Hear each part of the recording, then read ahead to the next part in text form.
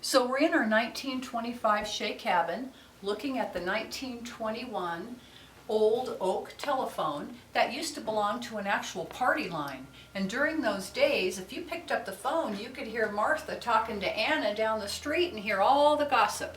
Of course, nowadays things have changed. You could crank that, hold the earpiece to your ear, put your mouth to the mouthpiece and jabber away and hope that Martha and Joni and Jerry and Janelle don't hear your gossip. We move on down to our baker's rack. This was a staple of a kitchen back in 1925. It held sugar and flour in mass quantities. There are bins underneath it that are tin lined in order to keep the bugs and animals out of there. We also have coasters on the bottom of there that show that they're actually inside the legs. And what those do is those were filled with water, and they were ant traps. They kept the insects from crawling up the leg of the baker's table and getting into their precious and expensive flour and sugar. The Shay cabin has an array of different spices, all period. Union ice, we have our different types of flour sacks that were recycled into clothing. You can see that in another cabin. And we also have our pump sink that was all original to this cabin. And this kitchen was actually used by the lady of the Shay Ranch. They were connected with Warren's Butcher Store, which was known to have the best beef in Southern California because the cattle grazed on sage all through the 20s during the cattle era when this Shay cabin was being used. It was actually a bunk house, and this kitchen has been saved in its authenticity as best we could here for the museum to try to show people what it was like in 1925. So now we're at the kitchen counter in the Shay cabin, built in 1925, and you see a bag of beans, all types of staples. We even have old boxes from Knight's Camp that was up on Knight Avenue in Big Bear Lake, one of the very first camps here in Big Bear in 1888. They actually shipped some of their goods to the Shay cabin to use. You're looking now at an amazing old early form of refrigeration called a screened icebox.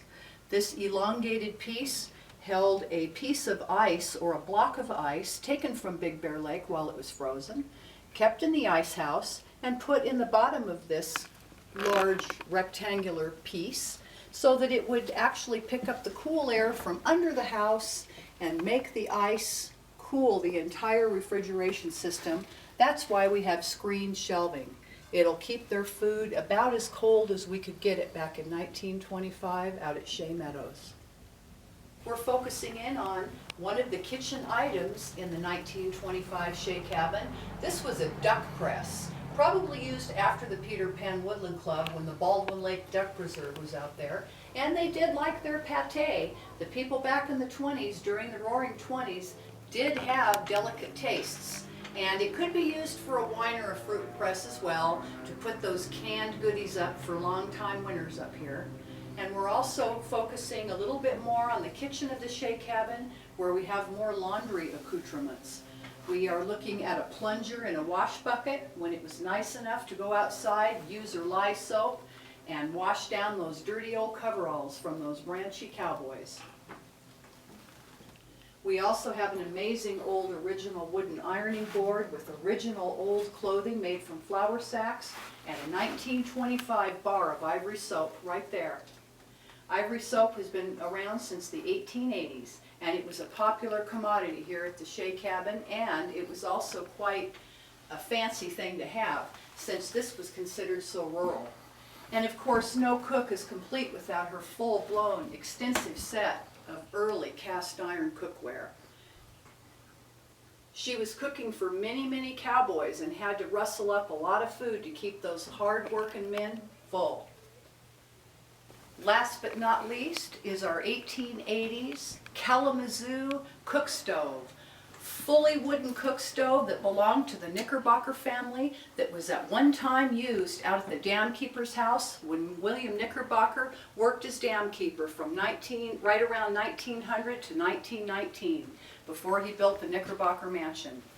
This piece came to the museum in a box, and it weighs so much weight that we were worried it was going to fall through the floor when we put it together. But it's a stellar, beautiful nickel-plated cast iron stove, complete with a folding warming door up top to keep the buns nice and warm while you're waiting for your potatoes and your fresh trout to be cooked.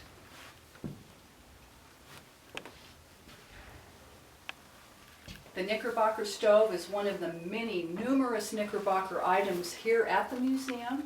If you ever want to learn more about the Knickerbockers or the museum, be sure and visit us. Of course, you can always use coal in a pinch if you don't have the wood to fill the Knickerbocker stove. Just in case, if the lady didn't want to go out and scrap up some kindling, she could always use a scoop of our fresh coal ready at the making. All right, I think we're good. You can start washing it in the water.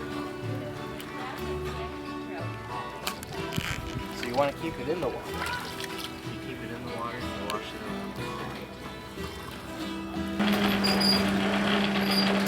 And this particular set here, we had an elderly gentleman visiting us a few years back, and he stood here staring at it. Somebody said, "What's the matter?"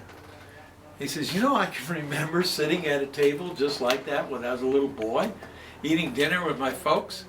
And he says, "But that wouldn't have been ours because I carved my name in it." We said, "Now, wait a minute. Somebody carved their name in there, and lo and behold, it was him." Oh my gosh. So obviously he got a little nostalgic over that.